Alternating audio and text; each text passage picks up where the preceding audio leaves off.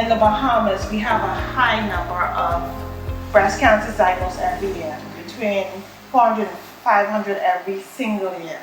And the majority of those women are less than 50 years old. So the average age of breast cancer in the Bahamas is 42, whereas in a first world country like the United States, it's at age 62. Some of it has to do with our lifestyle, and some of it has to do with a gene that Bahamian women have. Over 20% of Bahamian women have the BRCA gene. Additional screening are colonoscopies. If you're over 50, get your bowel checked. No one is a fan of it, but it's extremely important because breast and bowel cancer are very, very closely related. And my favorite, the pap smear. Not my favorite to do, but it is so important because I feel that cervical cancer is the one cancer that we can prevent, because there are signs that we can see in the cervix that we can treat before it becomes cancerous.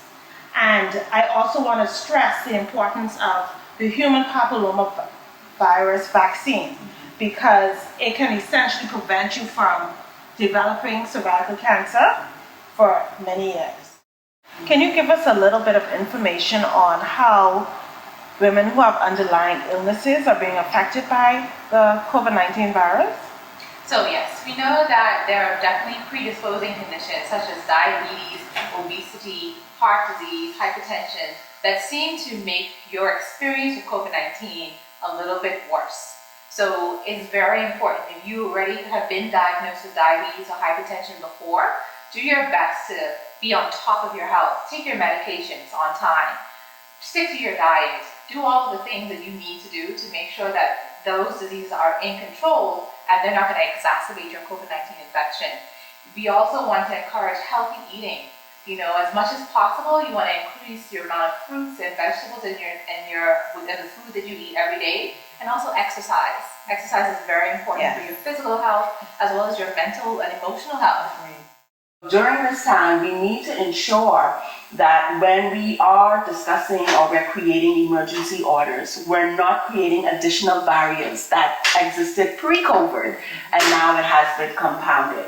But we also want to recognize, especially women and girls with disabilities, that a lot of our pathways that exist medically are not accessible. So if I show up and I am deaf, who am I to communicate with if nobody's on staff? If I then come in with a mobility challenge or maybe an intellectual disability and I have an individual because I am not living independently that works with me, will they be allowed? All of these things provide anxiety and stress, even before being diagnosed, even before contracting it, even before stepping out of your doorstep.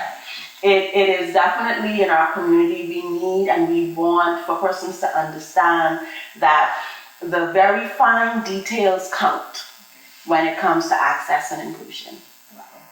Now, Tonette, tell me, what do you think are our biggest mental health challenges, particularly as it pertains to women? I think it is managing stress. I think a lot of times as women we put our energy into the children, or if you're married, into your spouse or your partner, and we make sure everybody else is okay, and at the end of the day we're depleted. And so we internalize the stress, we eat the stress, we drink the stress, or whatever it is. But I think that we have to realize that it's a very simple, they tell you it when you get on a plane. If the oxygen mask comes down, you need to put yours on first before you can help somebody else. And I think that it's a simple concept that we need to apply to our daily lives. If you're not okay, nobody around you will really be okay. And so we as women have to take the time to stop, deal with ourselves, get our mental health together, get our physical health together, make sure we set that example for our family, because we know that most households are headed by women.